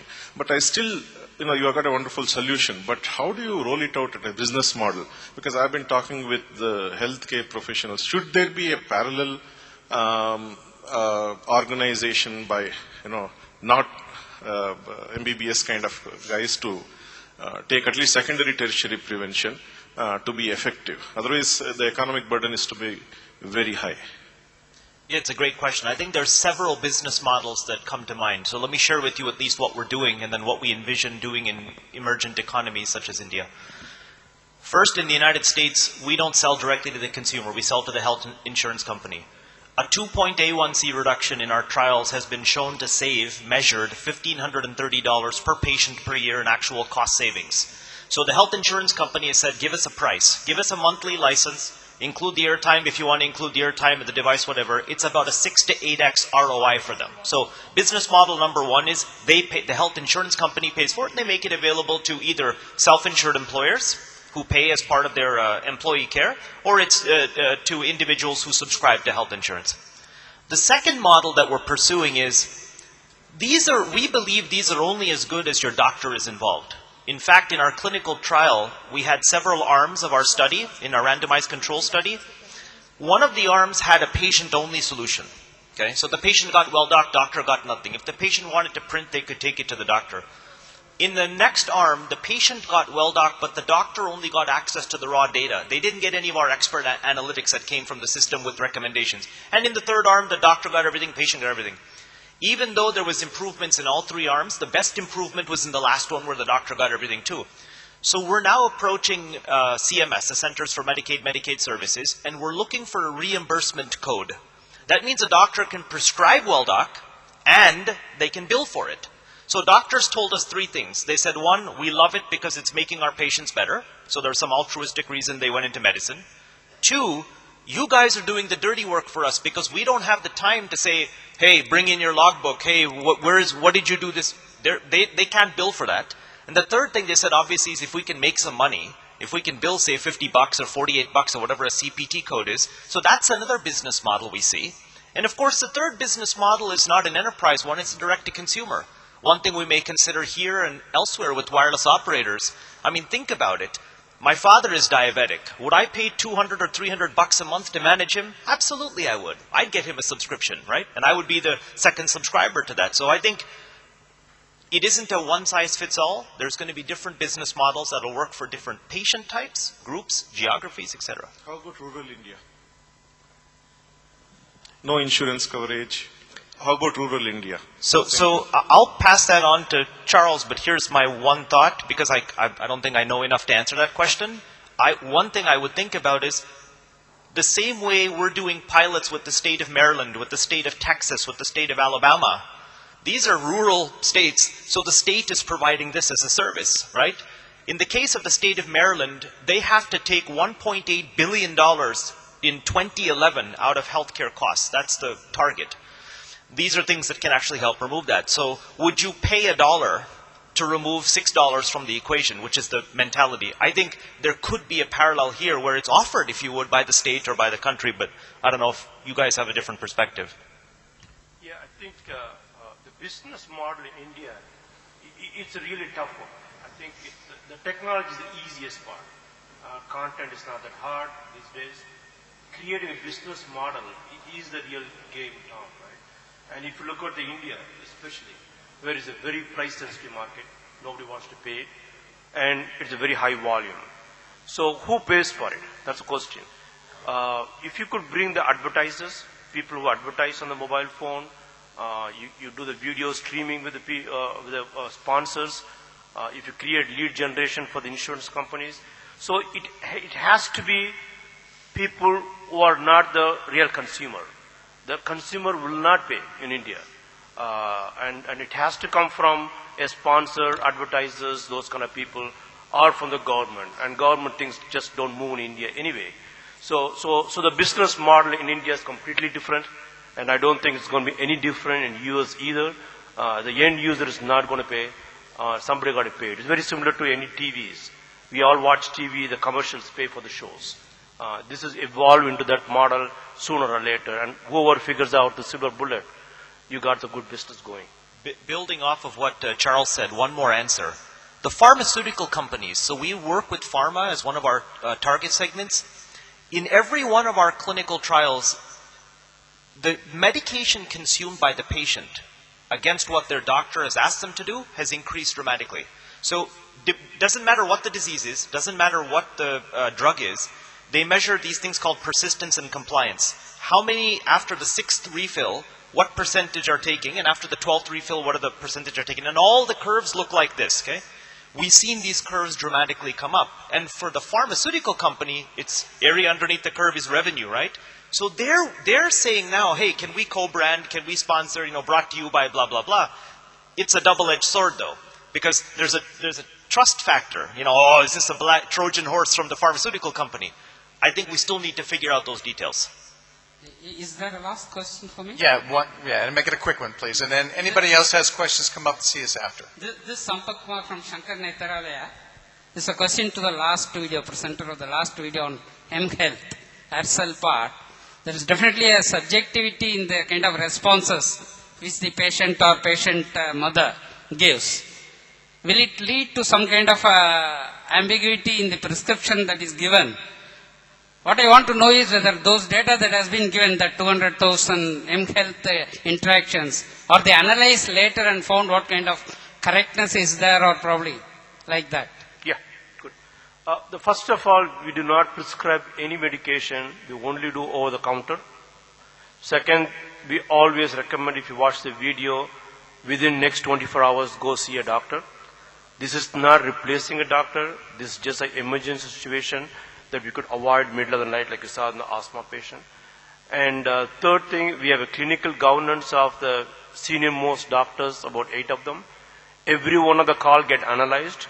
All the calls are video logged and audio logged, and we go through every single call and do the quality analysis. The software which drives is just not written by few of us. It is written by 37 some odd doctors for last 8-9 years. It is used NHS for about 8-9 years. So these are very strongly driven protocol-based software designed for a long time and well researched. Again, there is no OTC, and we'll never ever tell them in a call center, this is a replacement for a doctor. So it is a quick fix. If you have quick burn, you have asthma, you have upset stomach, and I think the whole idea is you go to emergency room only when you have to. Can I avoid it? Yes, we could. When we see in the triaging, if it's an emergency, immediately we dispatch an ambulance. We don't push the system beyond that. So I think that's what India needs. The business model is evolving. It's going to be tough. How are you going to bring this into a real life business model? So time will tell us how we're going to go about doing that. All right. With that, I think we'll end this session. Thank you all for staying and being interactive. And I believe it's lunch now. There'll be a few announcements. Ladies and gentlemen, that was the session. For any more questions, you can definitely ask the panelists during the lunchtime which will follow. But for now, may I please request our chairperson to give away the mementos to the panel of speakers. Can we have the mementos, please? And I also request Mr. David K. Elward, the Senior Executive, Global Health and Technology, USA, to please come up on the dais and give away the mementos to our chairpersons of this session.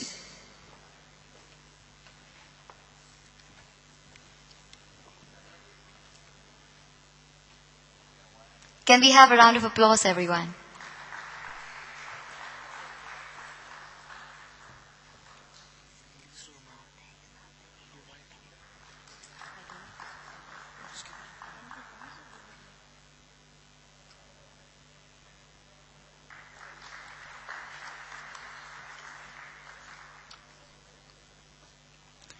Also a reminder that the entire conference is being webcasted live by Medversity Online Limited, which is the first medical e-learning venture of Apollo Group. And the archives of this event will be placed on www.medversity.com website. It's also available for free viewing. Please explore that.